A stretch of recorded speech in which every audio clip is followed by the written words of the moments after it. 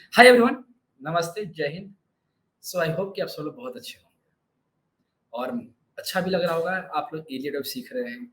धीरे-धीरे आप लोग एक टॉप लेवल पर आ चुके हैं। जैसा कि मैं पिछले वीडियो में कवर किया था कि डबल करेक्शन क्या होता है, वैसे ही इस वीडियो में कवर करूँगा ट्रिपल करेक्शन।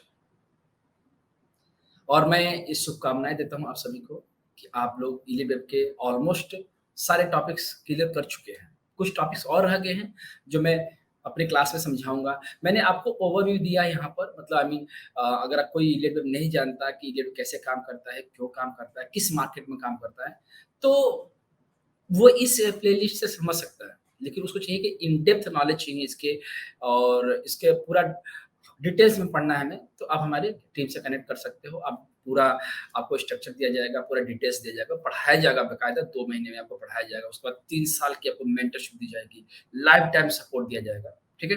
तो आइए चलते हैं, आज हम जानेंगे कि ट्रिपल करेक्शन क्या होता है? ट्रिपल करेक्शन मार्केट में क्यों आता है और इसका इम्पोर्टेंस क्या है?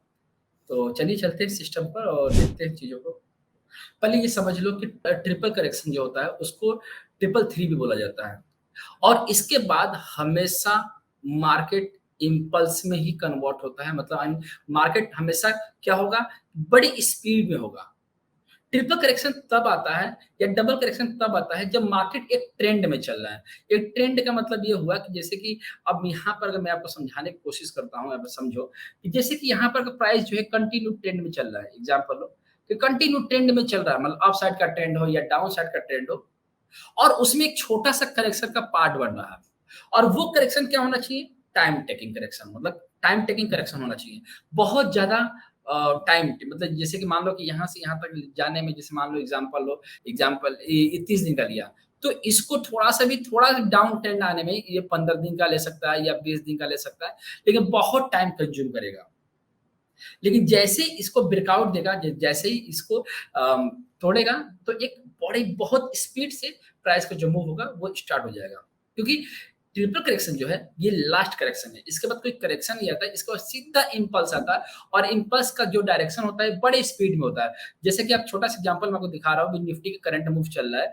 निफ्टी ये जो है आज 26 है, और इसमें आप देखोगे तो ये 5 मिनट का टाइम फ्रेम में इसको कन्वर्ट किया हूँ, तो आप देखोगे तो इसमें डब्ल्यू है, और इसकी लेबलिंग पहले समझ लो कि इसकी लेबलिंग कैसे करते हैं।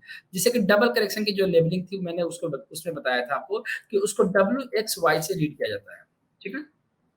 WXY, और ये WXY क्या है? WXY भी है ट्रिपल थ्री, ठीक ना? ट्रिपल थ्री मतलब इसमें भी 3 मूव रहेंगे, इसमें भी 3 मूव रहेंगे, और इसमें भी 3 मूव रहेंगे।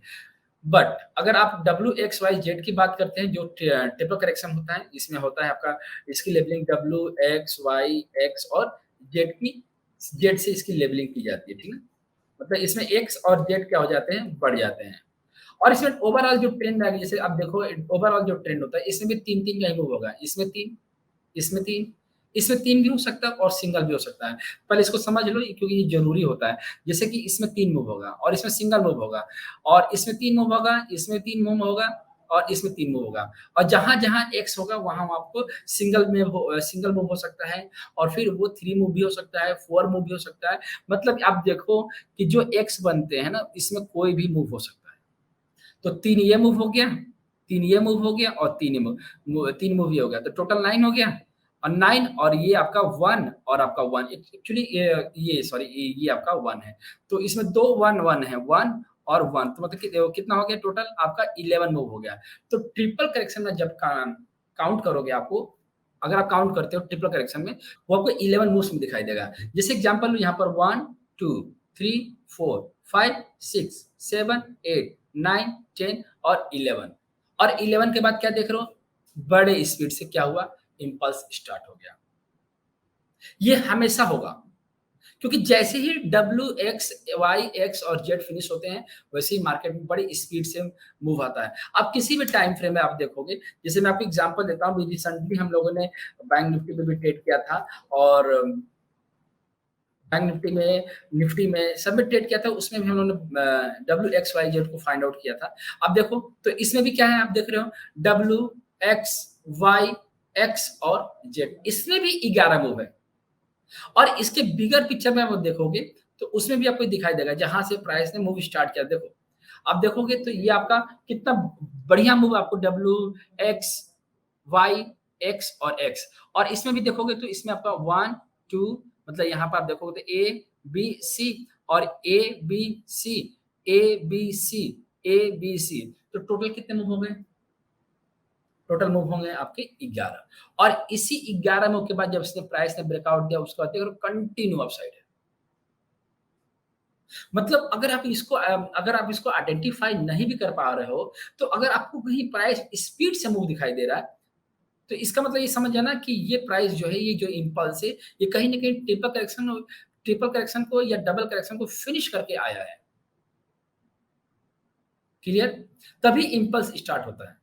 और इसका स्ट्रक्चर जो होता है आप देखोगे, जैसे मैं आपको यहाँ पे एग्जांपल दे समझा रहा हूँ, तो अगर इसमें जो एक्स होता है, इसका एक्स का जो मैक्सिमम लेंथ होता है, वो आपका अगर आप यहाँ से लगाओगे, तो ये 81% हो सकता है एक्स, और यहाँ से आप लगाओगे, तो ये भी आपका एक्स जो होता है डबल, ये भी आपका 61 50% से लेकर 61% तक हो सकता है।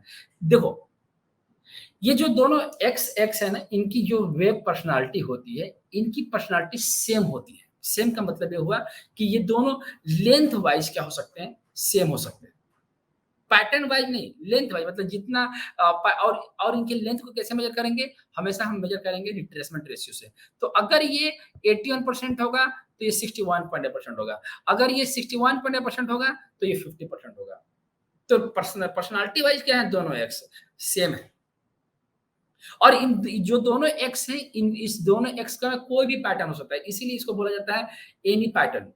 बट कीप इन माइंड, जो जेड होगा इसमें 3 मूव होगा, जो वाई होगा इसमें भी 3 मूव होगा।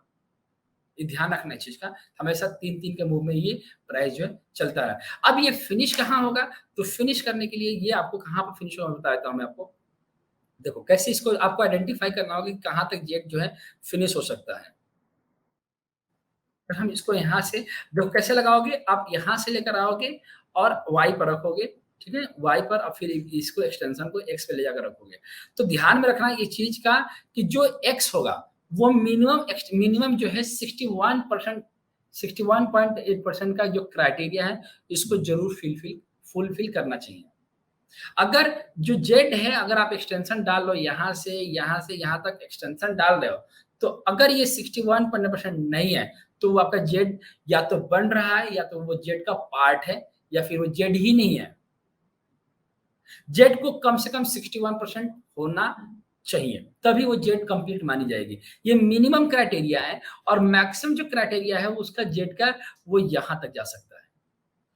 ध्यान रखना, उसके बाद जैसे ही जैसे आप इसको आइडेंटिफ़ाई करते हो, तो आपको क्या करना है कि आप यहाँ से इसको ट्रेंड लाइन को अप्लाई किए रहना और अप्लाई ये करने के बाद क्या देखोगे कि आपको क्या करना है कि एक्स से यहाँ पर देखोगे, एक्स से जेड की टाइम पीरियड को मेज़र करना है। तो एक्स से जेड का जो टाइम पीरियड है वो कितना पीरियड है? 9 तो 19 का हाफ कितना होगा? 9 होगा या फिर वो 10 होगा। ठीक है? तो अगर हम पैरेलल भी लेके चलते हैं तो 9-10 हो सकता है। तो अब जो एक्स से जेड तक के जो टाइम पीरियड आपने लिया है, इसके हाफ टाइम फ्रेम में ये जो ट्रेंड लाइन लगाया गया है आपका 0 और एक्स का ट्रेंड लाइन, ये इस प्राइस को क्या होना चाहिए? ब्रेक हो जाना चाहिए। तो देखोगे तो आप इस प्राइस को इसने 12 कैंडल में इसने प्राइस को ब्रेक कर दिया और 12 कैंडल में ब्रेक करने के बाद प्राइस का जो स्पीड रहा वो हमेशा क्या रहा? वो क्या रहेगा? वो इम्पल्स में रहेगा। मतलब कहने का ये रहा कि अगर ये जो प्राइस जो चल रहा है यहाँ से, वो प्राइस क्या चल रहा है? वो इम्पल्स में चल रहा है। कंटिन्यूअस इम्पल्स में चल रहा है और जब तक ये प्राइस जो है इसका लो नहीं करता, जेड का लो नहीं करता, प्राइस इम्पल्स करेक्शन मतलब वो 1, 2, 3, 4, 5 में ही काउंट होकर ही चलेगा मार्केट। ठीक है? तो मैंने ये कोशिश की आपको ये बताने के लिए कि यहाँ पर आप कैसे चीज़ को रीड करोगे, कैसे आप इसको आइडेंटिफ़ाई करोगे, क्या-क्या रेशियो होना चाहिए। तो मैं उम्मीद करता हूँ कि ये वीडियो आपको बहुत ज़्यादा पसंद आएगी। ये वीडियो आपको कैसा लगा मुझे कमेंट बॉक्स में ज़रूर बताना। स्पेशली मैं रीड भी करता हूँ, ठीक है? मिलते हैं अगले वीडियो में, अपना ख्याल रखना। जय हिंद।